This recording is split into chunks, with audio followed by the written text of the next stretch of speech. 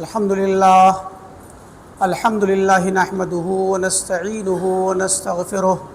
ونعوذ بالله من شرور أنفسنا ومن سيئات أعمالنا من يهده الله فلا مضل له ومن يضلل فلا هادي له وأشهد أن لا إله إلا الله وحده لا شريك له وأشهد أن محمدًا عبده ورسوله أما بعد فإن خير الحديث كتاب الله وخير الهدي هدي محمد صلى الله عليه وسلم وشر الأمور محدثاتها وكل محدثة بدعة وكل بدعة ضلالة وكل ضلالة في النار. أعوذ بالله من الشيطان الرجيم. بسم الله الرحمن الرحيم. فالصالحات قانتات حافظات للغيب بما حفظ الله. وقال النبي صلى الله عليه وسلم تنكح المرأة لأربع لمالها وجمالها وحسبها ودينها فاظفر بذات الدين تربت يداك. محترم حاضرین جمعہ، بزرگان دین، طلبہ عزیز، علماء کرام، نوجوانان اسلام اور ملت کی ماؤں اور بہنوں،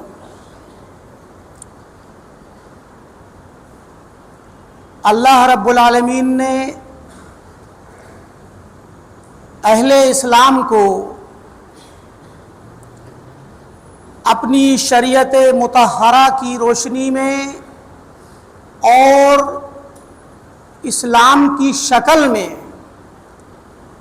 جو نعمت عظمیٰ سے نوازا ہے، اگر مسلمان اس نعمت کی قدر کر لے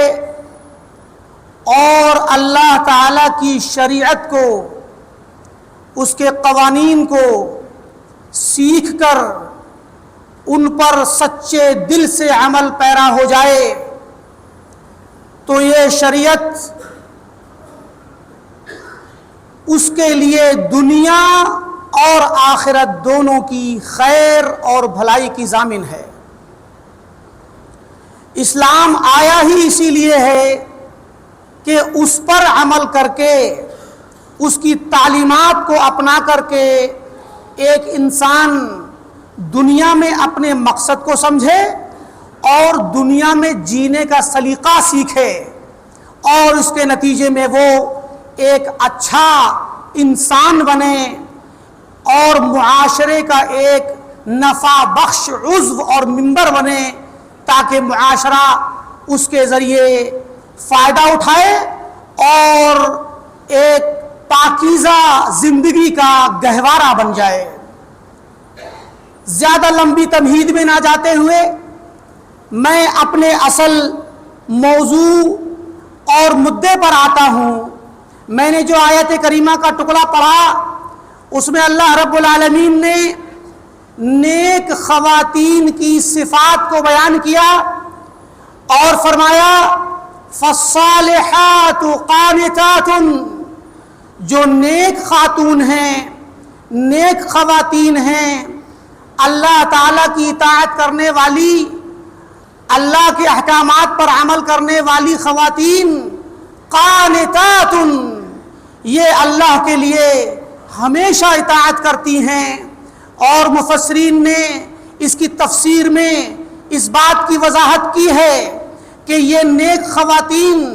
اللہ کی اطاعت تو کرتی ہی ہیں، اپنے شوہروں کی بھی اطاعت کرتی ہیں. حافظات للغیب، اور شوہروں کی غیر موجودگی میں، ان کی غیر حاضری میں جو ان پر امانت فرض ہے، جو اللہ تعالیٰ نے ان پر ایک امانت انہیں عطا کی ہے کہ اپنے شوہر کی عزت کا خیال رکھیں، اپنے شوہر کے مال کا اور اس کے گھر کا، اسی طرح اس کے بچوں کا، ان تمام معاملات میں غیب کی حفاظت کریں. ان کی ارحام میں اگر کوئی اولاد ہو تو اس کی حفاظت کریں، اس کو ضائع نہ کریں. اور اس طریقے سے اپنے گھر کو اپنے شوہر کی غیر موجودگی میں ایک اسلامی تربیت کے سائے میں رہتے ہوئے ایک عزت کا، ایک امانت داری کا، ایک سچائی کا، ایک قربانی کا گہوارہ بنائیں اور اس کے نتیجے میں ایک اچھا معاشرہ وجود میں آئے۔ یہ آیت کریمہ ہمیں بتلاتی ہے کہ ایک نیک خاتون کس طریقے سے اسلام کو اور اسلام کے ماننے والوں کو نفع پہنچا سکتی ہے، اور کس طریقے سے ایک گھر کی اچھی تنظیم، اچھی تربیت، اچھا انتظام اور اچھا نمونہ اس کو بنا سکتی ہے۔ پیارے نبی صلی اللہ علیہ وسلم نے ارشاد فرمایا تنکح المرأة لأربع، عمومی طور پر عورت سے شادی کی جاتی ہے تو چار میں سے کوئی نہ کوئی ایک وجہ ہوتی ہے، چار وجوہات ہیں جن میں لوگ نظر ڈالتے ہوئے شادی کرتے ہیں۔ لے مالہا، یا تو کوئی کسی عورت کے اس کے مال کو دیکھتا ہے، اس کی مالداری اور ثروت کو دیکھ کر کے شادی کر لیتا ہے۔ ولی جمالہا، کوئی اس کی خوبصورتی کو دیکھ کر کے شادی کر لیتا ہے، اس کی شکل و صورت کو دیکھ کر کے اس کے متعلق فیصلہ کر لیتا ہے کہ میں اس سے شادی کروں گا۔ ولی حسبہا، اور کوئی اس کے خاندان اور حسب و نسب کو دیکھ کر، اس کی شہرت کو دیکھ کر، بڑے خاندان بڑے گھرانے کو دیکھ کر کے شادی کر لیتا ہے۔ ولی دینہا، اور کوئی اس کے دین کو دیکھ کر شادی کرتا ہے۔ فرمایا فاظفر بذات الدین تربت یداک، تم دیندار خاتون کو لے کر کامیاب ہو جاؤ، تمہارے دونوں ہاتھ گرد آلود ہوں، یعنی تمہارے لیے یہ ایک خوشی کی بات ہوگی، سعادت کی بات ہوگی کہ اگر تم کسی ایسی خاتون سے شادی کرو جو خاتون دیندار ہو،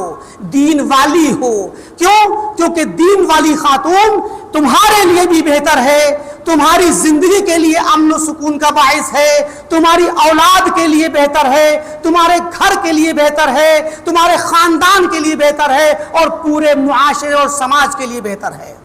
یہی وجہ ہے کہ پیارے نبی صلی اللہ علیہ وسلم نے ارشاد فرمایا الدنیا متاع، یہ دنیا ایک مال و متاع کی طرح ایک استعمال ہونے والی چیزیں جو دنیا میں جن سے فائدہ اٹھایا جاتا ہے، دنیا کی تمام چیزیں ایسی ہیں جس سے انسان فائدہ اٹھاتا ہے۔ دنیا متاع ہے، ایک مال ہے، ایک متاع ہے، استعمال کی چیزیں ہیں جن سے استفادہ کرتا ہے انسان، ان سے فائدہ اٹھاتا ہے۔ لیکن دنیا میں جن چیزوں سے فائدہ اٹھایا جاتا ہے، نفع لیا جاتا ہے، سکون لیا جاتا ہے اور استفادہ کر کے سعادت محسوس کی جاتی ہے، ان میں سب سے بہتر چیز وخیر متاعہا، اس دنیا کے متاع میں سب سے بہتر متاع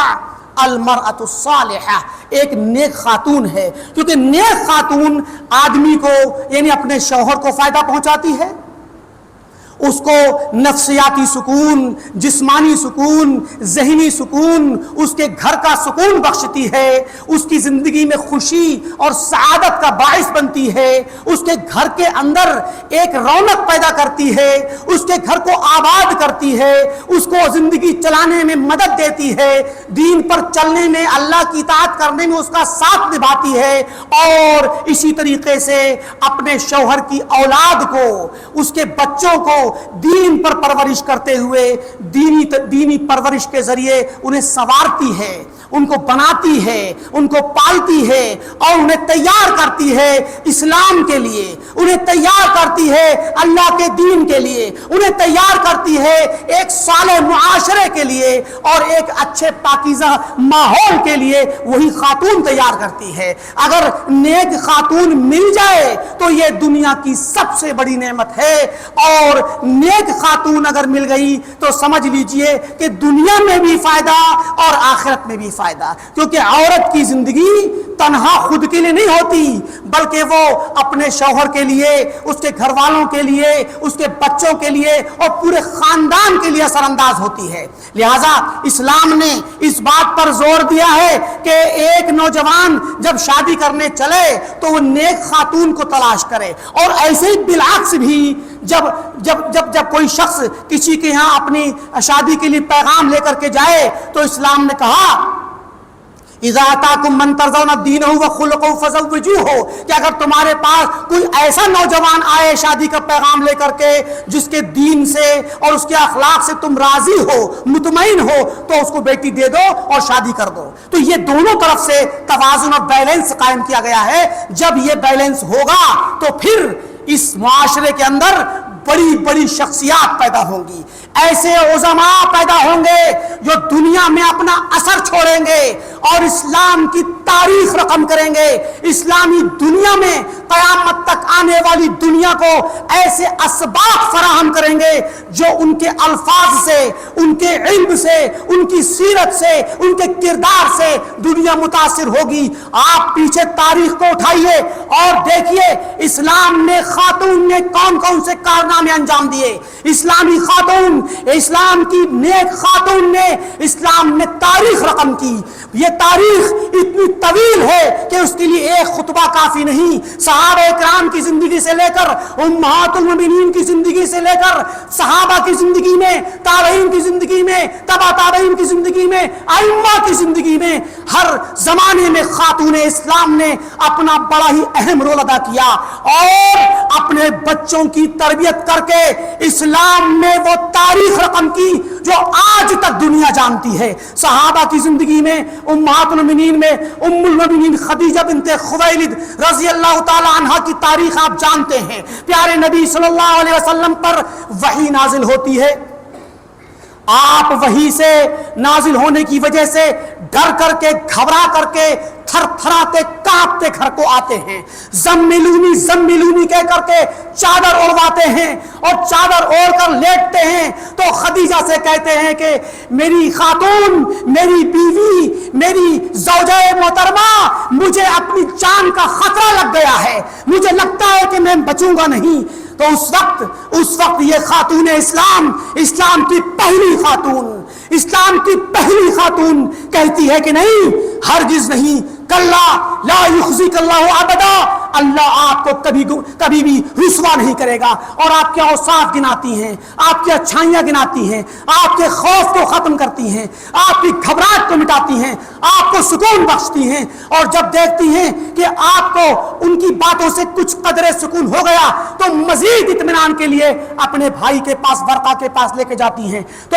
کیا ہوتا ہے، یہ خاتون کا کردار ہے کہ شوہر جب پریشان ہے، بے چین ہے، مصیبت میں ہے، خوف میں ہے، پریشان حال ہے، ایک طرح سے ڈپریشن میں جانے کے حالات میں ہے، اس شوہر کو سنبھالنے والی خاتون ہے، اور وہ اپنے الفاظ سے، اپنی خدمت سے، اپنے افعال سے اس کو سنبھالتی ہے اور اس گرتے ہوئے کو سنبھال کر کے مزید اور اسباب اختیار کرتی ہے جن کے ذریعے آپ کو سکون ہوتا ہے۔ بہرکیف اس طرح سے آپ صلی اللہ علیہ وسلم کی زندگی میں آپ دیکھیں، آپ کی جو بیویاں ہیں، امہات المؤمنین ہیں، انہوں نے آپ کے ساتھ جو سلوک کیا، اس تفصیل میں جائے بغیر میں آپ حضرات کے سامنے چند علماء کے نمونے بتلانا چاہتا ہوں۔ وہ علماء جن کی تاریخ آج تک ہر انسان جانتا ہے، جن کے بارے میں ہر عام و خاص جانتا ہے، ان کے احوال کیا تھے، ان کے پیچھے کون تھا۔ امام مالک کے استاذ ربیعہ بن فروخ، ربیعۃ الرائے، بہت بڑے مدینہ کے امام تھے، بہت بڑے امام۔ ان کی تربیت میں ان کی والدہ کا رول رہا، ان کی والدہ کا رول سہیلہ نام تھا ان کی والدہ کا۔ فروخ اپنی ڈیوٹی میں جہاد میں نکل گئے خراسان کے علاقے میں، اور اپنی بیوی کے پاس 30,000 دینار رکھ کر گئے۔ بیوی حمل سے تھی، بچہ پیٹ میں تھا، چلے گئے، اور ایسا ہوا کہ لمبا زمانہ گزرا۔ بعض روایتوں میں آتا ہے کہ امام ربیعہ کے والد فروخ 27 سال تک واپس نہیں آئے۔ لوگوں نے سمجھا کہ شاید انتقال کر گئے ہوں گے۔ بچہ پیدا ہوتا ہے، بڑا ہونے لگتا ہے، اس کے بعد ان کی تربیت کرتی ہیں۔ یہ تابعین کا زمانہ ہے، تبع تابعین کا، اور اس وقت یہ اپنے بچے کی تربیت میں پیسہ خرچ کرتی ہیں، علماء کے پاس بھیجتی ہیں۔ آخر کار وہ بچہ دھیرے دھیرے بڑا ہوتا ہے اور عالم بنتا ہے مدینے کا، اور یہ حال ہوتا ہے ان کی فقہ کی اور دین کی علم کی گہرائیوں کا۔ امام مالک فرماتے ہیں، امام مالک کے استاذ ہیں، امام مالک فرماتے ہیں کہ ربیعہ، جس دن سے ربیعہ کا انتقال ہوا، ذہبت حلاوت الفقہ منذ ان مات ربیعہ، ربیعہ کے مرنے کے بعد فقہ اور علم کا مزہ ختم ہو گیا، علم کی چاشنی ختم ہو گئی، فقہ کی چاشنی ختم ہو گئی، فقہ کے مسائل میں مزہ نہیں آنے لگا۔ امام مالک، ربیعہ کا واقعہ بڑا لمبا ہے، بڑا لمبا واقعہ ہے، بہت ساری تفصیلات کے ساتھ علماء نے اور مورخین نے لکھا ہے کہ فروخ 27 سال کے بعد واپس آئے۔ بعض روایتوں میں ہے کہ سیدھے مسجد نبوی میں پہنچے تو دیکھا کہ ایک عالم دین بیٹھے ہیں، ان پر بہت ان کے ارد گرد بڑا حلقہ لگا ہے، تو دل میں خواہش ہوئی کہ کاش میرا بھی کوئی بیٹا ہوتا جو ایسے آج عالم ہوتا اور اس کے ارد گرد اتنے لوگ بیٹھ کر کے علم حاصل کرتے۔ اس کے بعد وہ اپنے گھر جاتے ہیں تو گھر کا دروازہ جب کھلواتے تو وہی نوجوان نکلتا ہے، تو بات ہوتی ہے، بعض مورخین نے یہاں تک لکھا ہے کہ دونوں میں تکرار ہو جاتی ہے۔ ربیعہ کہتے تم میرے گھر میں کیا کر رہے ہو، وہ کہتا یہ میرا گھر ہے، تم یہاں کیا کر رہے ہو۔ تو اس طرح سے تکرار ہونے کے بعد ان کی ماں آتی ہیں اور بتلاتی ہیں کہ بیٹے یہ تمہارے والد ہیں، اور ان سے کہتی یہ تمہارا وہ بیٹا ہے جو آج مدینہ کا سب سے بڑا امام ہے۔ بہرکیف انہی ربیعہ کے حلقے میں امام مالک کو کون نہیں جانتا؟ امام مالک جو مذاہب فقہیہ میں ایک بہت بڑے امام ہیں، امام ابو حنیفہ کے بعد امام مالک کا نام آتا ہے۔ امام مالک بچپن میں یتیم ہو گئے تھے، والد کا انتقال ہو گیا، ان کی ماں نے ان کی تربیت کی، اور امام مالک فرماتے ہیں میں چھوٹا سا تھا، جب بڑا ہو کر کے آیا تو ہمارے ہاں مدینہ میں کچھ لوگ کچھ گانا بجانے والے گانا سناتے تھے۔ مدینہ کے لوگوں کی یہ تاریخ رہی ہے کہ ان کے یہاں کچھ گانے وانے کی چیزوں میں اس طرح سے تساہل رہا ہے۔ کہتے گانا بجانے والے آتے، میں انہی کی مجلس میں جا کے بیٹھ جاتا تھا، گانا بجانے والوں کی مجلس میں بیٹھتے تھے، امام مالک بچے تھے۔ کہتے میری والدہ نے کہا کہ مالک کہاں جاتے ہو، جا کے وقت ضائع کرتے ہو، جاؤ جا کے فقہ کا علم حاصل کرو، تمہیں اس سے کیا ملے گا گانا سیکھ کر کے۔ امام مالک نے کہتے کہ میں نے پھر گانے بجانے والوں کی مجلس کو چھوڑا اور فقہ کا علم میں نے سیکھنا شروع کیا۔ ایک دن کہتے ہیں میں نے اپنی والدہ سے کہا کہ والدہ محترمہ میں مجلس علم میں جانا چاہتا ہوں، تو کہا کہ تعال ادھر آؤ میرے پاس، والبس ثیاب العلماء، مجلس علم میں ایسے نہ جاؤ بلکہ علماء کی ڈریس پہن کے جاؤ، علماء کے کپڑے پہن کر کے جاؤ، عام سے سادہ لباس میں نہ جاؤ۔ اور اس کے بعد کہتے ہیں کہ مجھے میری ماں نے بڑھیا سے کپڑے پہنائے اور اس کے بعد میرے سر پہ ٹوپی رکھی اور پھر پگڑی باندھی میرے سر پہ پگڑی باندھ کر کے مجھے بھیجا ربیعہ کے درس میں۔ ربیعہ کے درس میں جن کا ذکر ابھی گزرا، ربیعہ کے درس میں پہنچے تو کہتے ہیں امام مالک کہ ربیعہ کے درس میں 30 سے زائد تقریباً 40 تک کا ذکر آتا ہے بعض روایتوں میں کہ 30 سے 40 تک کے تعداد میں بڑے بڑے اصحاب عمائم پگڑی باندھے ہوئے علماء ان کی مجلس میں بیٹھتے تھے، اور میں تنہا ایسا بچہ تھا جس کے چہرے پہ ایک بال نہیں آیا تھا اور میں پگڑی باندھ کر بیٹھتا تھا۔ تو یہ امام مالک کا ان کی ماں کی تربیت کا طریقہ تھا کہ جنہوں نے ربیعہ کے درس میں بھیجا اور علم سکھایا، اور اس کے بعد امام مالک اتنے بڑے عالم بنے کہ آج تک دنیا کا ہر انسان ان کو جانتا ہے۔ پورا افریقہ، بر اعظم افریقہ امام مالک کی فقہ کی پیروی کرتا، مالکیاں ہیں سب۔ تو یہ امام مالک کا درجہ ان کی ماں کی تربیت کی وجہ سے۔ امام مالک کے بعد آئیے امام شافعی کو دیکھ لیجئے۔ امام شافعی فرماتے ہیں، امام شافعی غزہ میں پیدا ہوئے، فلسطین غزہ میں، اور ان کے والد کا انتقال ہو گیا، چند سال کے تھے، چھوٹے سے تھے۔ اس کے بعد ان کی والدہ ان کو مکہ لے آئیں، کیونکہ اصل خاندان مکہ کا ہے، مکہ لے آئیں۔ مکہ میں انہوں نے اپنے بچے کو علم کے حلقوں میں بھیجنا شروع کیا۔ 7 سال کی عمر میں امام شافعی نے قرآن حفظ کر لیا۔ اس کے بعد امام شافعی کو ان کی والدہ نے مکہ کے ارد گرد کے جو بادیہ اور دیہات کے علاقے تھے ان علاقوں میں بھیجا تاکہ عربی زبان سیکھ سکیں، کیونکہ عربوں کے دیہات کے علاقوں میں عربی زبان اچھی بولی جاتی تھی۔ وہاں سکھانے کے بعد پھر فوراً امام مالک کے درس میں مدینہ لے آئیں۔ ایک ماں ہے جو اپنے بچے کو مختلف شہروں میں لے کر گھوم رہی ہے علم کی خاطر۔ امام شافعی فرماتے ہیں کہ میں جب چھوٹا سا تھا اور علم سیکھنے جاتا تھا، میری ماں اکیلی تنہا تھی، میں یتیم تھا، میری ماں کے پاس معلم کو دینے، استاذ کو دینے کے لیے فیس کے پیسے نہیں ہوتے تھے، اتنی غربت کا عالم تھا۔ اور اس غربت کے عالم میں میری ماں نے مجھے پڑھایا، اور شروع ہی میں جب پڑھنا سیکھ گئے اور لکھنا سیکھ گئے، اللہ تعالیٰ نے ذہن دیا تھا۔ 10 سال کی عمر میں امام مالک کی موطا کو حفظ کر لیا، 7 سال کی عمر میں قرآن حفظ کیا،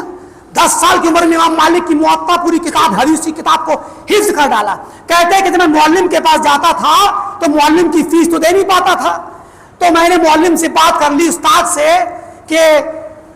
میرے حالات کا آپ خیال کر لیجئے۔ تو استاذ نے کیا کیا کہ کسی وقت اپنے کلاس سے استاذ کسی کام سے جاتے تو امام شافعی کو بٹھا دیتے کہ تم بچوں کو میری طرف سے پڑھا دیا کرو، جب تک کہ میں غائب رہوں تو تمہاری یہی فیس ہو جائے گی۔ تو امام شافعی استاذ کی طرف سے ان کی جگہ بیٹھتے اور اپنا فریضہ نبھاتے ہوئے طلبا کو اور بچوں کو سنبھالتے۔ یہ بچپن کی بات ہے۔ تو امام شافعی کا حال آپ جانتے ہیں کہ امام شافعی کی شخصیت سب سے پہلے امام ہیں جنہوں نے اصول فقہ میں کتاب لکھی الرسالہ، اور لوگ اہل علم کہتے ہیں کہ امام شافعی نہ ہوتے تو دنیا کو فقہ کی باریکیوں کا پتہ ہی نہ چلتا۔ تو امام شافعی کے بارے میں تعارف دینے کی ضرورت نہیں ہے۔ آئیے امام احمد بن حنبل کو دیکھتے ہیں۔ امام احمد بن حنبل یہ بڑے بڑے ائمہ ہیں جن کو ہر انسان جانتا ہے۔ امام احمد بن حنبل بچپن میں یتیم ہو گئے، والد کا انتقال ہو گیا، ان کی ماں نے ان کو پالا، صفیہ بنت میمونہ نے۔ اور امام احمد کی ماں نے اتنی اچھی تربیت کی اپنے بچے کی، اتنی اچھی تربیت کی، کہتے ہیں کہ میں چھوٹا سا تھا تو میری ماں فجر کے وقت، فجر کی صلاۃ میں مجھے اٹھاتی اور سخت سردی کے عالم میں میرے لیے پانی گرم کرتی، وضو کرانے کے بعد مجھے ساتھ لے کر کے مسجد جاتی، کیونکہ مسجد دور تھی، ڈرتی تھی کہ میں چھوٹا بچہ جاؤں گا اتنے دور مسجد میں رات کے اندھیرے میں تو کچھ نقصان نہ ہو جائے، اور مسجد کے باہر میرا انتظار کرتی رہتی، پھر اس کے بعد مجھے لے کر کے گھر آتی۔ یہ تھی امام احمد کی ماں،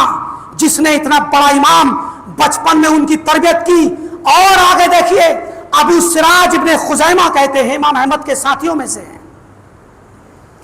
کہتے ہیں کہ بچپن میں میں اور امام احمد ہم مکتب میں کتاب میں جاتے تھے، کتاب کہتے ہیں مکتب کو، مکتب میں پڑھنے جاتے تھے تو امام احمد لکھنا جان گئے تھے، تو چھوٹے سے تھے امام احمد، مکتب کا بچہ 6-7 سال کا ہوتا ہے، امام احمد چھوٹے سے تھے، کہتے کہ تو محلے کی مکتب کے ارد گرد جو گھر تھے وہاں کی خواتین استاذ کے پاس کسی کو بھیجتی تھی کہ احمد بن حنبل کو ہمارے پاس بھیج دو،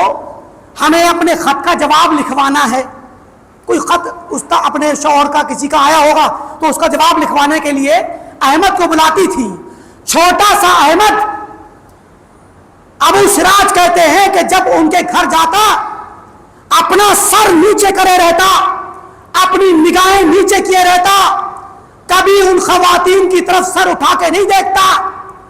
جو بلا کر کے ان سے اپنا خط لکھواتی تھی۔ ابو سراج کہتے ہیں میرے والد خزیمہ کو پتا چلا کہ احمد کی اتنی اچھی عادت، اتنا اچھا ادب احمد نے سیکھا ہے، تو کہتے بڑا تعجب کرتے تھے احمد پر۔ ایک دن کہنے لگے میں اپنے بچوں کے لیے، ان کے والد خزیمہ کہنے لگے کہ میں اپنے بچوں کے اوپر اتنا مال خرچ کرتا ہوں اور پڑھانے والے معلمین کو اور مؤدبین کو ادب سکھانے اور آداب عامہ اور آداب زندگی سکھلانے کے لیے میں ان کو پیسہ دے کر کے بلاتا ہوں کہ میرے بچوں کو ادب سکھاؤ، علم سکھاؤ، مگر یہ آج تک کامیاب نہیں ہو سکے۔ آخر احمد کی تربیت کیسے ہو رہی ہے؟ اس کا تو باپ بھی نہیں ہے، اس کا باپ بھی نہیں ہے، آخر احمد اتنے اچھے ادب کہاں سے سیکھتا ہے؟ تو یہ امام احمد کی والدہ تھی، خاتون تھی، ایک نیک خاتون جس نے اپنے بچے کی تربیت کی، بچپن سے اپنے ساتھ مسجد میں لے کے آنا، فجر کی نماز میں اٹھا کر کے بچے کو وضو کرانا اور ساتھ میں مسجد میں لانا معمولی کام نہیں، بہت بڑا جہاد ہے اور بہت بڑی تربیت ہے یہ۔ امام احمد کے علاوہ بہت سارے امام بخاری بھی بچپن میں یتیم ہو گئے تھے۔ امام بخاری کی تربیت ان کی والدہ نے کی۔ آج امام بخاری کون نہیں جانتا؟ صحیح امام بخاری کی جو صحیح امام بخاری کی کتاب ہے صحیح، یہ کتاب قرآن کریم کے بعد سب سے زیادہ معتبر کتاب صحیح بخاری مانی جاتی ہے۔ امام بخاری کی تربیت ان کی ماں نے کی۔ امام اوزاعی، امام اہل شام کے امام اوزاعی، یہ بھی بچپن میں یتیم ہو گئے۔ ان کی ماں شہر لے کے گھومتی اور ایک شہر کے علماء سے علم حاصل کرانے کے بعد پھر دوسرے شہر لے کے جاتی اور وہاں کے علماء سے علم حاصل کرواتی۔ ان کے علاوہ بہت لمبی فہرست علماء کی جنہوں نے بچپن میں اپنے والد کو کھو دیا اور ان کی پرورش ان کے ماؤں نے کی۔ امام بخاری کے علاوہ آپ دیکھیں امام ابن حجر عسقلانی جو صحیح بخاری کی جنہوں نے شرح لکھی فتح الباری، امام ابن حجر کی تربیت ان کی ماں نے کی، یتیم ہو گئے بچپن میں۔ امام جلال الدین سیوطی یہ بھی بچپن میں یتیم ہوئے، ان کی تربیت ان کی ماں نے کی۔ 600 سے زیادہ کتابیں لکھی امام سیوطی نے۔ کوئی بھی علم اور کوئی بھی فن ایسا نہیں جس میں سیوطی کی کوئی کتاب نہ ہو۔ امام ابن الجوزی، عبد الرحمن ابن الجوزی اتنے بڑے امام ہیں کہ ان کے حلقے میں 50,000 علماء بیٹھا کرتے تھے، طلبہ بیٹھتے تھے۔ ان کے ہاتھ پر 1,00,000 لوگوں نے توبہ کی، 20,000 لوگ ان کے ذریعے مسلمان ہوئے۔ امام ابن الجوزی سینکڑوں کتابیں انہوں نے لکھی، یہ بھی بچپن میں یتیم ہو گئے اور ان کی تربیت ان کی ماں نے کی۔ بہت لمبی فہرست ہے علماء کرام کی، بڑے بڑے علماء، بڑے بڑے عظماء جو بچپن میں یتیم ہوئے اور ان کی تربیت ان کی ماں نے کی۔ یہی وہ چیز ہے جو قرآن کریم میں اللہ نے فرمایا کہ فالصالحات قانتات حافظات للغیب، یہ غیب کی حفاظت کرتی ہیں۔ جو شوہر کی غیر موجودگی میں اس کے بچے کی حفاظت کرتی ہیں، اس کے بچے کی تربیت کرتی ہیں، اس کی دین کی حفاظت کرتی ہیں، اپنی عزت و ناموس کی حفاظت کرتی ہیں، اور ایسے بڑے بڑے عظماء اور عظیم الشان علماء کو پیدا کرنے، ان کی پرورش کرنے اور اسلام میں انمٹ نقوش چھوڑنے والے علماء کو سنوارنے کا کام یہی عظیم الشان مائیں کرتی ہیں، جو نیک ہوتی ہیں، صالحہ ہوتی ہیں، اللہ کی اطاعت کرنے والی ہوتی ہیں، اللہ کے رسول کی اطاعت کرنے والی، اپنے شوہر کی اطاعت کرنے والی اور اللہ تعالیٰ سے آخرت میں اجر طلب کرنے والی ہوتی ہیں۔ اللہ رب العالمین سے دعا ہے کہ اللہ تعالیٰ ہم تمام کو دین اسلام پر قائم و دائم رکھے۔ اللہ تعالیٰ ہمیں اور ہماری خواتین کو دین اسلام کا علم سیکھنے کی توفیق دے، ہم تمام کو اور ہماری ماؤں اور بہنوں اور بیٹیوں کو اور تمام خواتین اسلام کو اپنی سلف صالحین اور ان عظیم ماؤں کی سیرت کو اپنا کر کے اس پر ان کے نقش قدم پر چلنے کی توفیق دے۔ اللہ تعالی ہماری ماؤں اور بیٹیوں اور بہنوں کو توفیق دے کہ وہ خود بھی دین پر عمل کریں اور اپنے بچوں کی تربیت کریں تاکہ ایک نیک اور صالح معاشرہ وجود میں آئے۔ بارک اللہ لی ولکم فی القرآن العظیم ونفعنی وإیاکم بالآیات والذکر الحکیم، انہ تعالی جواد کریم ملک بالرؤوف الرحیم۔